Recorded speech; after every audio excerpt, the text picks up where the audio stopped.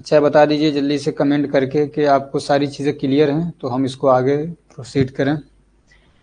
Good evening everyone. चलिए शुरू करते हैं। तो आज हम पढ़ेंगे फार्मेकोथेरापेटिक्स के बारे में, ठीक है। इसका चैप्टर नंबर 1। इसमें कई सारे टॉपिक्स हैं। तो सबसे पहले आपको सिलेबस देखना है कि इस सिलेबस में आपको पढ़ना क्या है, ठीक है। आप एक बार कमेंट कर दीजिए कि चीज़ें आपको क्लियर हैं सब।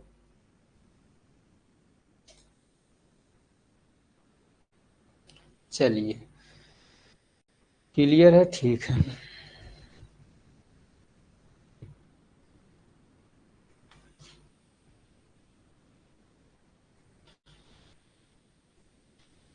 तो सिलेबस में क्या है, इंट्रोडक्शन पढ़ना है, स्कोप एंड ऑब्जेक्टिव्स ऑफ फार्मेकोथेरापेटिक, ठीक है। उसके अलावा अब यहाँ से जो इम्पोर्टेंट टॉपिक्स से शुरू होते हैं, कई बार पूछे गए हैं, rational use of medicine, evidence based medicine.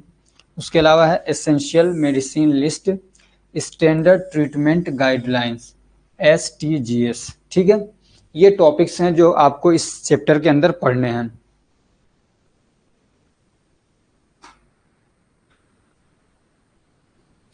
तो इंट्रोडक्शन हम लोग देखते हैं। तो इंट्रोडक्शन तो आपको पहले से याद होना चाहिए, फार्मेकोथेरापेटिक है क्या। तो इसमें हम लोग दो चीज़ों के बारे में मेनली पढ़ेंगे। एक तो बीमारी, ठीक है ना। अब उस बीमारी से रिलेटेड बहुत सारी बातें हैं, समझ रहे हैं। जैसे कि क्या क्या पढ़ेंगे, जैसे बीमारी कोई हो गई, उसके क्या सिम्टम्स होते हैं, वो बीमारी कैसे डेवलप हुई, उसकी एटियोलॉजी क्या है, किस तरीके से वो मतलब स्टेप्स क्या थे, उसको पैथोजेनेसिस क्या है, फिर दवा के जरिए उसका कैसा इलाज करेंगे, या क्या कहते हैं बिना दवा के उसका कैसे इलाज करेंगे, उसके क्या सिम्टम्स होंगे, समझ रहे हैं। तो ये सारी चीजें हम लोग इस सब्जेक्ट के अंदर पढ़ेंगे, ठीक है। तो it is a branch of science in which we study about the disease. हम इसमें क्या पढ़ते हैं, डिसीज के बारे में पढ़ते हैं, ठीक है। देयर कॉजेज, उन बीमारियों के कॉजेज क्या हैं उनके बारे में पढ़ते हैं। प्रोसेस ऑफ कॉजेज डेवलपमेंट, जो कॉज है वो कैसे डेवलप हुए, उनके क्या प्रोसेस थे उसके बारे में पढ़ते हैं। फिर उसके बाद सिम्टम्स के बारे में पढ़ते हैं, कोई बीमारी डेवलप हो चुकी है, अब क्या सिम्टम्स दिख रहे होंगे उसके बारे में पढ़ते हैं। एंड ट्रीटमेंट, और उसके ट्रीटमेंट के बारे में पढ़ते हैं, ठीक है ना। With the help of drugs and changes in life style, drug के जरिए से या क्या कहते हैं नॉन फार्माकोलॉजिकली, एक तो फार्माकोलॉजिकली और एक विदाउट फार्माकोलॉजिकल, ठीक है ना, नॉन फार्माकोलॉजिकल मैनेजमेंट के जरिए से। फार्मेकोथेरापेटिक इज फॉर्म्ड फ्रॉम 2 वर्ड्स से, 2 वर्ड से मिलकर बना, एक फार्माकोन जिसका मतलब होता है ड्रग, और दूसरा है थेरेपी जिसका मतलब होता है सिस्टम टू अप्लाई, ठीक है ना, यानी जो ड्रग्स है उसको अप्लाई करने का सिस्टम, आप यह मान सकते हैं। तो फार्मेकोथेरापेटिक 2 चीजों से मिलकर बना है, थेरेपी और फार्माकोन। फार्माकोन मतलब ड्रग और थेरेपी मतलब अप्लाई करने का सिस्टम, ठीक। एक चीज और आता है, जैसे कि आपके दिमाग में आता होगा कि आप फार्माकोलॉजी भी पढ़ते हैं और फार्मेकोथेरापेटिक भी पढ़ते हैं, तो इन दोनों में फर्क क्या है, व्हाट इज बेसिक डिफरेंट, ठीक है।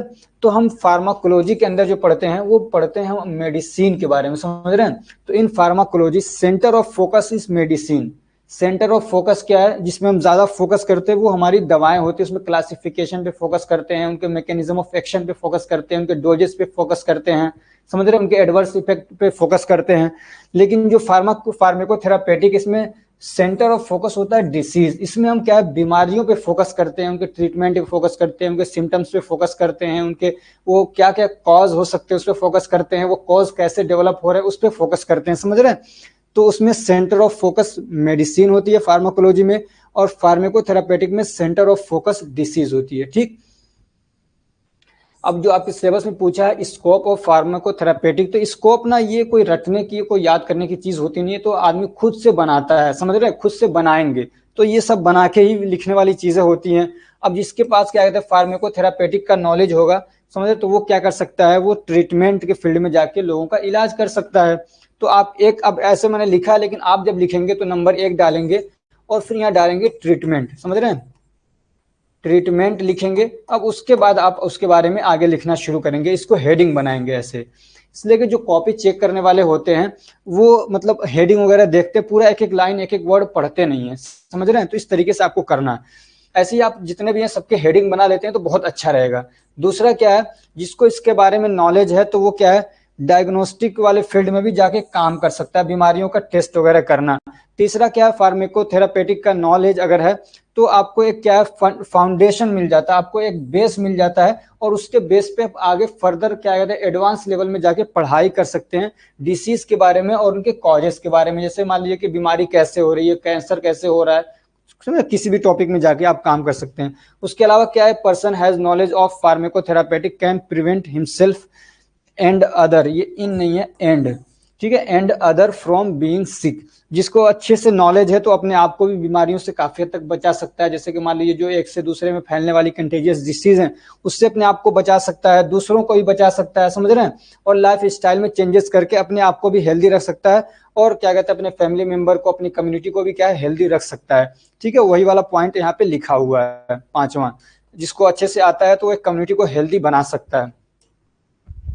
ठीक है, ऐसे क्या है जिसको इसके बारे में नॉलेज है तो वो क्या है एपिडेमियोलॉजी के फील्ड में भी जाके काम कर सकता है। एक टर्म है, ये क्वेश्चन पूछा जा सकता है कि एपिडेमियोलॉजी क्या होता है। तो एपिडेमियोलॉजी एक ऐसा मतलब ब्रांच है, समझ रहे, मेडिकल साइंस का ये एक ऐसा ब्रांच है जिसमें हम लोग मतलब ये पढ़ते हैं, ये कोशिश करते हैं, जैसे कि मान लीजिए कोरोना फैल गया।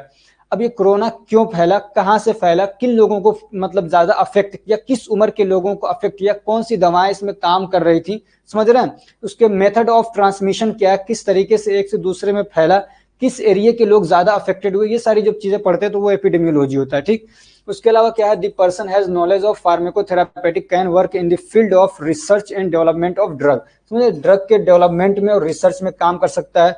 अब यहाँ पे एक टॉपिक है ऑब्जेक्टिव्स, आपके सिलेबस में पूछा है कि फार्माकोथेरापेटिक का ऑब्जेक्टिव्स क्या है, तो to provide economical medical treatment, समझ रहे, इकोनॉमिकल मतलब सस्ती, जो कि मतलब हर आदमी अफोर्ड कर सके ऐसी मेडिकल ट्रीटमेंट प्रोवाइड करना, ये पढ़ाया जा रहा है फार्माकोथेरापेटिक इसलिए। ठीक है ना।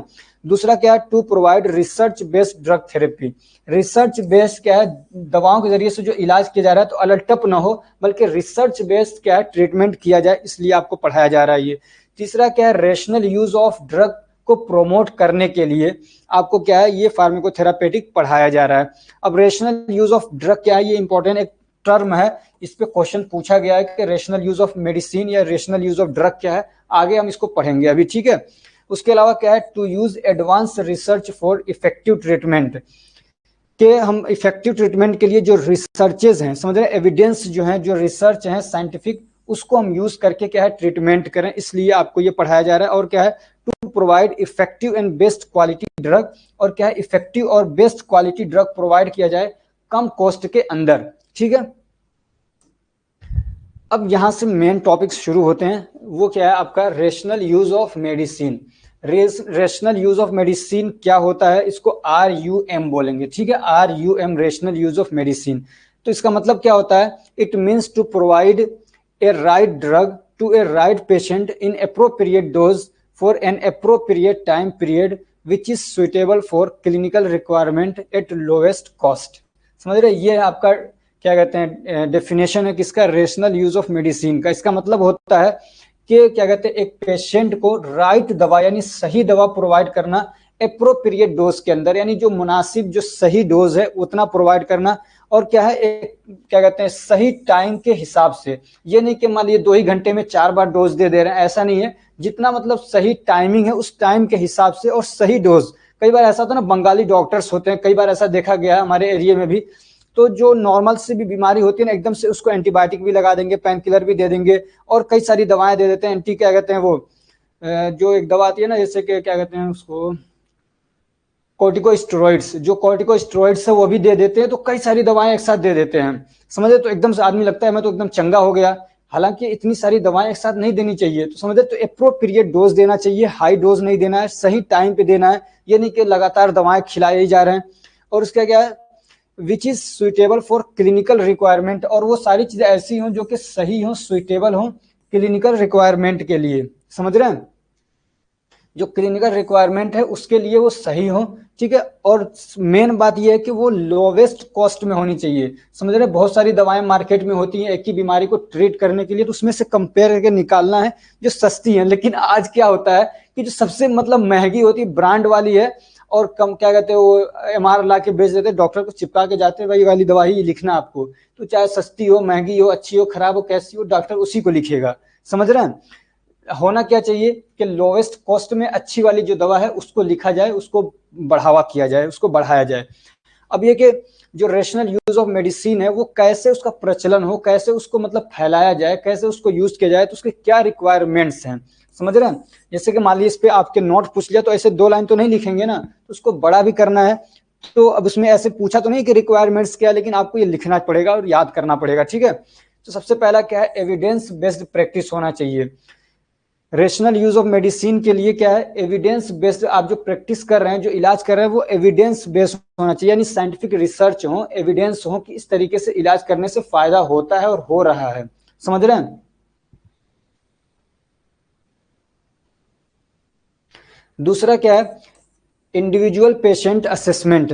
जैसे कि मान लीजिए पेशेंट अलग अलग टाइप के होते हैं, हर पेशेंट अपने आप में यूनिक होता है, हर इंसान अपने आप में यूनिक होता है, एक दूसरे के जीन एक दूसरे से मिलते नहीं है, समझ रहे, हर एक का फिंगरप्रिंट अलग है।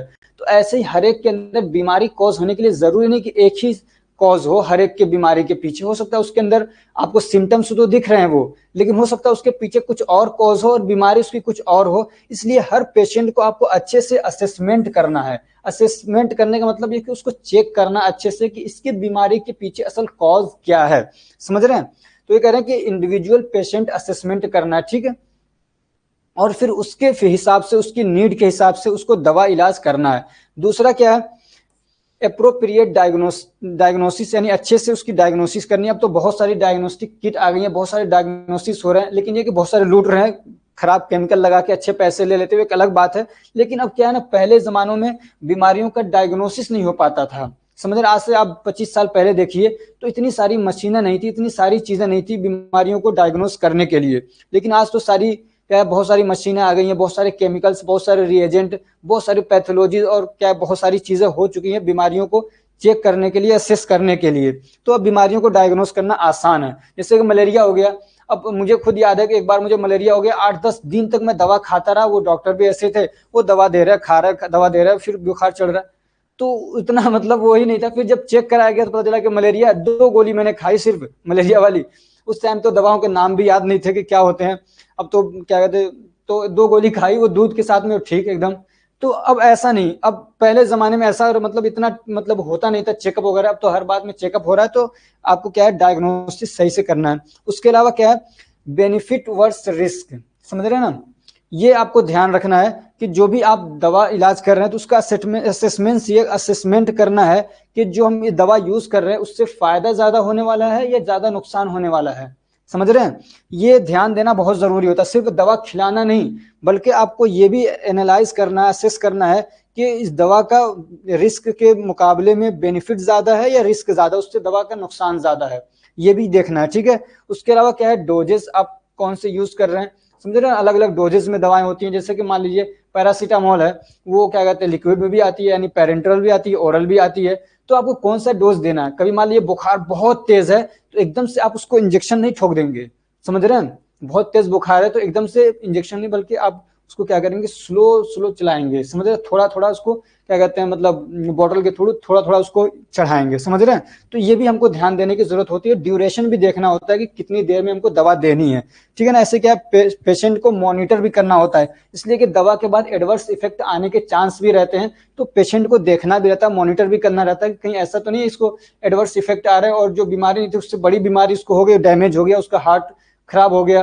कई बार ऐसा होता है कि बहुत ज्यादा बुखार चढ़ जाता है आदमी को तो वाल्व भी खराब हो जाते हैं हार्ट के, समझ रहे हैं ना।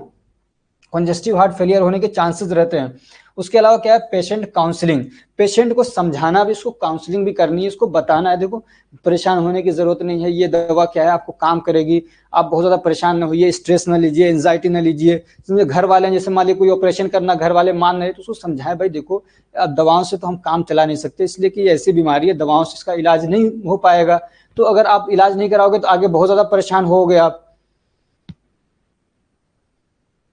ठीक है। तो पेशेंट की काउंसलिंग करने की जरूरत भी होती है। ऐसे क्या, कॉस्ट इफेक्टिव मेडिकेशन, यानी कि जो हम कॉस्ट दे रहे हैं, मान लीजिए कि हम 100 रुपए की दवा दे रहे हैं, तो क्या उससे 100 रुपए जैसा फायदा हो रहा है या 50 रुपए वाली जो दवा है उसके हिसाब से फायदा हो रहा है। तो कॉस्ट इफेक्टिव, ये टर्म याद रखिएगा कि जो मेडिसिन यूज करेंगे वो कॉस्ट इफेक्टिव होना चाहिए, हमारी कॉस्ट के हिसाब से उसका इफेक्ट भी आना चाहिए, समझ रहे हैं ना। ये नहीं कि महंगी महंगी ब्रांड की दवाएं लिख रहे हैं और उससे वो इफेक्ट आ ही नहीं रहा है, बल्कि उसके मुकाबले में अगर आप जेनेरिक दे रहे हैं तो उससे ज्यादा इफेक्ट आ रहा है। तो कॉस्ट इफेक्टिव होना चाहिए, समझ रहे हैं ना। उसके अलावा क्या, कंटिन्यू कंटिन्यूड प्रोफेशनल डेवलपमेंट भी होना चाहिए। यानी कि मान लीजिए मैं हूं, तो मुझे ऐसा नहीं कि एक बार मैंने पढ़ लिया बस पूरी जिंदगी पढ़ाया जा रहा है, नहीं, अपना रिसर्च रोजाना करना है, रोजाना अपने आप को बढ़ाना है, अपने आप में डेवलपमेंट करना है, समझ रहे? ऐसे आप मान लीजिए डॉक्टर बन गए तो अपने आप में हमेशा आपको डेवलपमेंट में मतलब काम करते रहना है, समझ रहे हैं?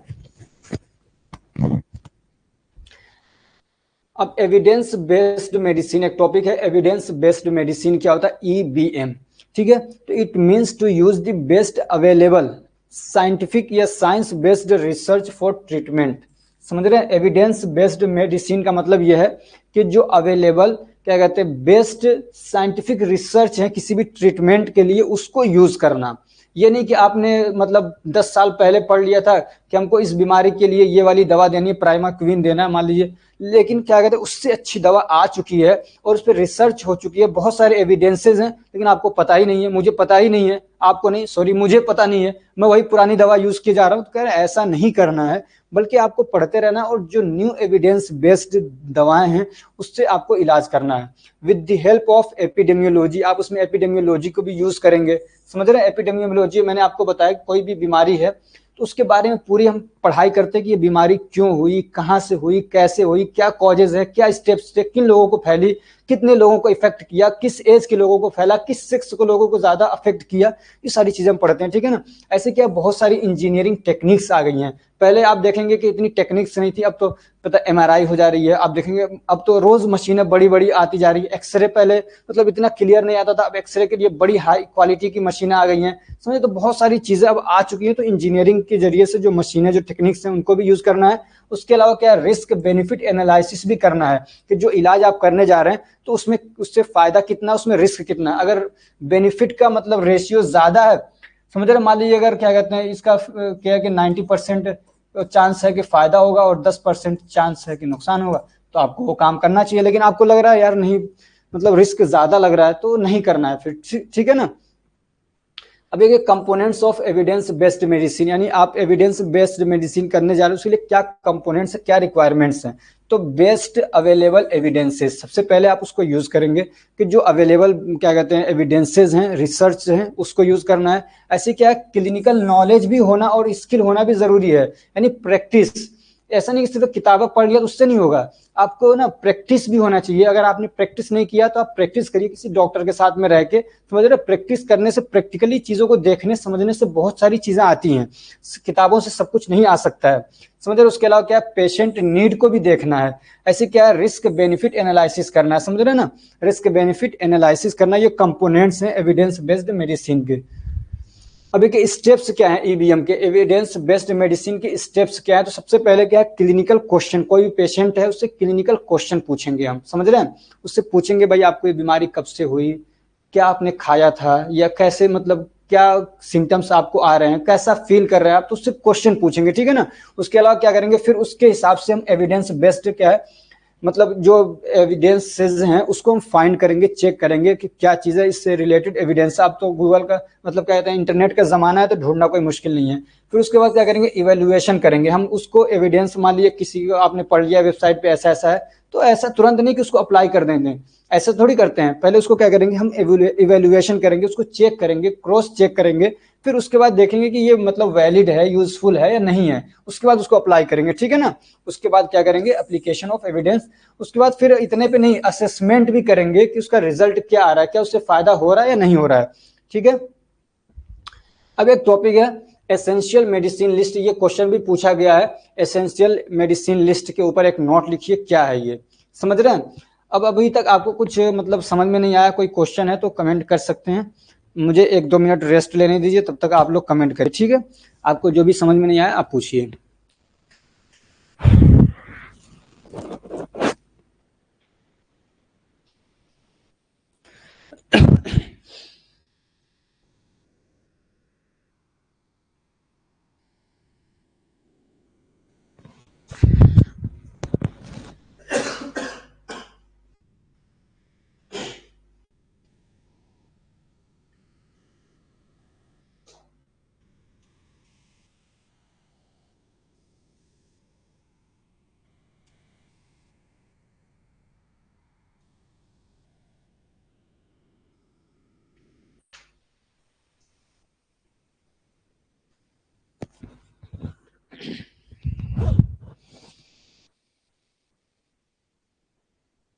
चलिए, अगर नहीं कुछ पूछना है चलिए शुरू करते हैं। एसेंशियल मेडिसिन लिस्ट क्या है? तो it is A list of essential medicine, ये कुछ जरूरी दवाओं की एक लिस्ट है, ठीक है, that satisfy the basic health care needs of majority of the population.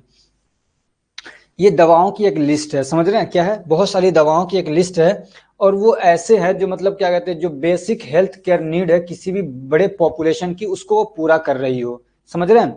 किसी भी क्या कहते हैं कम्युनिटी, मान लीजिए, या मान लीजिए इंडिया के लोगों की बात करें, तो उनकी जो बेसिक हेल्थ केयर नीड है उसको वो पूरा कर रही हो। उसके अंदर, उस लिस्ट के अंदर ऐसी दवाएं हों। लिस्ट मतलब मान लीजिए एक दवाओं की लिस्ट बना दी, 1 नंबर 2 नंबर, अब बहुत सारी दवाएं ऐसे क्या है डालते चले गए उसमें जरूरत के हिसाब से, ठीक है। These are the drugs that should be available all time in pharmacy in appropriate amounts। और ये कह रहे हैं कि ये वो दवाएं हैं जो कि फार्मेसी में अवेलेबल होना चाहिए हर टाइम, समझ रहे हैं? ये जो एसेंशियल दवाएं हैं ये हमारी फार्मेसी आप खोल रहे हैं तो उसके अंदर ये अवेलेबल होना चाहिए, ठीक है, मतलब अप्रोप्रिएट अमाउंट में या क्वांटिटी में, ताकि आप क्या है बेसिक नीड्स को पूरा कर सकें। अब इस लिस्ट के बारे में हम लोग देख लेते हैं। तो national list of essential medicine, जिसको हम NLEM के नाम से जानते हैं, सो इसका शॉर्ट फॉर्म क्या है? NLEM, ठीक है। It is A list of essential medicine released by the ministry of health and family welfare. ये जो एसेंशियल मेडिसिन लिस्ट है ये किसने दिया है, किसने रिलीज किया है? तो ministry of health and family welfare, कोई भी सेंट्रल गवर्नमेंट होगी तो उसके यहाँ पे एक मंत्रालय है, समझ रहे, ministry of health and family welfare. तो ये जो मंत्रालय है, जो मिनिस्ट्री है, समझ रहे हैं, ये समझे कि मंत्रियों का एक ग्रुप है, ठीक।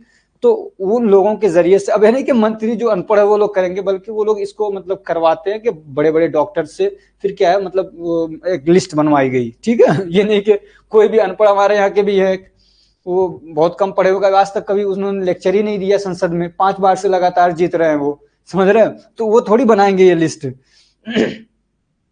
तो क्या कहते हैं, the essential medicine are those medicine that satisfy the basic health care need of the, ये तो आपको समझ में आ गया।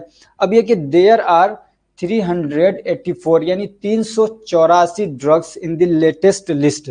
जो अभी एसेंशियल मेडिसिन लिस्ट है उसके अंदर 384 दवाएं हैं, समझ रहे कितनी? याद रखिएगा, ये क्वेश्चन एक आध नंबर का यहाँ से बन सकता है कि जो अभी हमारी क्या कहते हैं लेटेस्ट यानी रिवाइज्ड जो क्या कहते हैं एसेंशियल मेडिसिन लिस्ट है उसमें कितनी दवाएं हैं? तो 384 ड्रग्स हैं। और ये कब रिवाइज्ड हुआ था? लास्ट टाइम 2022 के अंदर, ठीक है, 2022 में ये रिवाइज हुआ था। अब उसके बाद से अभी नहीं हुआ है, देखिए कब होता है, ठीक है ना। उससे पहले, ये सबसे पहले कब आया था जो एसेंशियल मेडिसिन लिस्ट है? 1996 1996 में आया था, ठीक है। कब आया था? 1996 में आया था। और ठीक है, और उस वक्त कितनी दवाएं थी उस लिस्ट के अंदर? 279 मेडिसिन थी। अब कितनी है? 384, ठीक है ना। उसके बाद ये कई बार रिवाइज्ड हुआ है, 2011 के अंदर, 2015 के अंदर, समझ रहे हैं, उससे पहले भी हुए होंगे। तो ये क्या कहते हैं लिस्ट बार बार रिवाइज्ड होती रहती है, कुछ दवाओं को उसमें ऐड करते हैं, कुछ दवाओं को उसमें से निकाल देते हैं, समझ रहे हैं, रिसर्च होती रहती हैं, तो ठीक है ना। तो क्या कहते हैं जो नया एडिशन आया तो उसमें 34 दवाओं को ऐड किया गया, समझे। जो पुराना वाला था 2015 वाला या 11 वाला काफी फेमस था, 2015 वाला लास्ट था, ठीक है। तो उसमें क्या किया, 34 दवाओं को और ऐड किया, और 26 दवाओं को उसमें से रिमूव कर दिया गया। जो प्रीवियस लिस्ट थी उसमें से 26 दवाओं को रिमूव कर दिया गया, 34 दवाओं को ऐड किया गया। तो अब कितनी दवाएं हैं उसके अंदर? 384। अब ये दवाओं की अगर आपको लिस्ट चाहिए तो मैंने आज ही जो D pharma second year live classes का जो कोर्स है उसके कंटेंट में आप जाएंगे तो आप देखेंगे एक क्या है PDF मैंने अपलोड किया है, समझ रहे, वो इंडिया जो मिनिस्ट्री ऑफ हेल्थ ने जो रिलीज किया है 2022 वाला जो लेटेस्ट वाला है, तो वो पूरी 384 दवाओं की पूरी लिस्ट है और वो बीमारियों के हिसाब से उसको बनाया गया है, समझ रहे। तो आप उसको जाके देख सकते हैं, ठीक। अब इसमें कोई ऐसी बात तो दिख नहीं रही है। अब एक this list was revised many times और एंड लास्ट वाज इन 2022। और इस लिस्ट को कई बार रिवाइज किया गया और लास्ट वाला कब हुआ था? 2002 के अंदर, और आगे भी इसको रिवाइज किया जा सकता है, ठीक है। अब ये कि ये जो दवाएं होती है इनको सिलेक्शन कैसे करते हैं, इनका क्या क्राइटेरिया है, समझ रहे हैं, सिलेक्शन ऑफ या criteria, selection criteria of essential medicine, ठीक। तो there should be this satisfactory information about the effectiveness and safety of drug. किसी भी दवा को इसके अंदर ऐड करने के लिए जरूरी है कि उस दवा के बारे में हमको मालूम हो कि उसका इफेक्टिवनेस क्या है, समझ रहे हैं, और सेटिस्फैक्टरी इंफॉर्मेशन उसके बारे में, यानी ऐसा इंफॉर्मेशन हो जिससे सेटिस्फाई हुआ जा सके, समझ रहे हैं, किस चीज के बारे में कि वो इफेक्टिव है या नहीं है और वो दवा सेफ है या नहीं है, ठीक है। उसके अलावा available on the drug, sorry ये मतलब क्या कहते हैं, मतलब ये सेटिस्फैक्टरी इंफॉर्मेशन होना चाहिए दवा के बारे में, उसके ऊपर अवेलेबल हो, क्या क्या, इफेक्टिवनेस और सेफ्टी ऑफ ड्रग। दूसरी चीज क्या है, the drug should be stable in store for long period, वो दवा ऐसी हो कि अगर हम उसको मतलब क्या कहते हैं अपने स्टोरेज के अंदर लाके स्टोर करें, समझ रहे हैं, तो वो लंबे समय तक क्या कहते हैं मतलब स्टेबल रहे, एक्सपायर ना हो, खराब ना हो। ऐसा नहीं है कि मतलब ऐसी दवा हो कि लेके आए एक ही महीने में खराब हो जा रही, तो ये तो मतलब परेशान हो जाएगा फार्मेसी वाला, उसकी तो दुकान चौपट हो जाएगी, समझे। दूसरी शर्त इसकी ये हो गई, एक ये, दूसरी ये। तीसरी है कि the drug should be available in sufficient quantity, वो दवा ऐसी हो जो कि सफिशिएंट क्वांटिटी में मतलब प्रेजेंट होनी चाहिए, अवेलेबल होनी चाहिए, यानी उसको दवा को बनाया जा रहा हो ज्यादा से ज्यादा क्वांटिटी में। ऐसा ना हो कि वो कहते हैं ऑर्फन ड्रग हो, कुछ दवाएं ऐसी होती हैं जो मतलब रेयर होती हैं, वो बहुत कम यूज होती हैं, तो उन दवाओं को इस लिस्ट में नहीं डाला गया, समझ रहे हैं। ये वो दवाएं हैं जो कॉमनली यूज होती हैं, इसलिए इनकी ना आप पढ़ेंगे कि ड्रग प्राइस कंट्रोल ऑर्डर, तो इन दवाओं की जो मतलब प्राइस है ना वो भी कंट्रोल्ड होता है, वो बहुत ज्यादा नहीं बढ़ा सकते हैं, एक लिमिट है, सीलिंग प्राइस है, उससे ऊपर जा ही नहीं सकते हैं, समझ रहे हैं। एमआरपी लिखा रहता है कि मैक्सिमम रिटेल प्राइस, उससे ऊपर नहीं जा सकते हैं, तो वो इन्हीं दवाओं के बारे में है। कुछ दवाएं ऐसी होती है जो ऑर्फन कैटेगरी में आती हैं, यानी वो दवाएं बहुत कम यूज होती हैं, तो उसमें फिर क्या है, वो दवाएं ज्यादा बिकती नहीं है, तो कंपनियां उसको बनाना छोड़ देंगी, तो इसलिए उनमें परमिशन दी गई है। उन दवाओं को मतलब क्या है, वो हाई फाई रेट में बेचते हैं, क्योंकि उस पर कॉस्ट ज्यादा आता है, कम क्वांटिटी में दवाएं बिकती हैं, ठीक। तो ये जो दवा है ये सफिशिएंट क्वांटिटी में होना चाहिए मार्केट में अवेलेबल। उसके अलावा क्या है, it should be best among 2 और more similar drug in the comparison of the safety, quality, cost and effectiveness. अब मान लीजिए कि कोई एक मतलब कोई एक बीमारी है, मान लीजिए सपोज दैट कि क्या कहते हैं बुखारी मान लीजिए, समझ रहे, फीवर है, अब उसको ट्रीट करने के लिए कई सारी 5, 6, 10 दवाएं हैं, तो कह रहे हैं कि उन सब में से सिलेक्ट किया जाएगा किसी एक को, क्या क्या चीजें देख के, कि क्या कहते हैं उसकी safety, quality, cost and effectiveness, समझ रहे हैं, ये 4 चीजों को कंपेयर करेंगे उन सब दवाओं में से, जिस दवा के अंदर ये 4 चीजें मतलब अच्छे से मिलेंगी, उसकी क्या कहते हैं सेफ्टी हो, मतलब उससे कोई नुकसान ना हो, वो सेफ हो दवा, उसकी क्वालिटी अच्छी हो, उसकी कॉस्ट कम हो, समझ रहे हैं, और क्या इफेक्टिवनेस उसका ज्यादा हो, तो उस दवा को हम क्या करेंगे, सिलेक्ट करेंगे, ठीक है। ऐसे क्या है, they should be single compound, जैसे कि मान लीजिए कोई दवा है जो मतलब बुखार को ट्रीट करने के लिए ही है, लेकिन वो 2 दवाओं को मिला के बनाई जा रही है, 2 कंपोनेंट को यानी मिला के बना रहे हैं, 2 एपीआई मिला के बना रहे हैं वो। दूसरी एक ऐसी है जो सिंगल कंपाउंड है, उसमें कोई एक ही सिर्फ एपीआई है और उसी को मिला के बना रहे हैं उसको ट्रीट करने के लिए, तो इस वाले को सिलेक्ट करेंगे, समझे, जो सिंगल कंपाउंड दवा है, ठीक है। तो आज के इसमें अब इतना ही रहने देते हैं, अब हम नेक्स्ट लेक्चर में पढ़ेंगे जो क्या कहते हैं आगे के जो टॉपिक्स हैं जो रह गए हैं।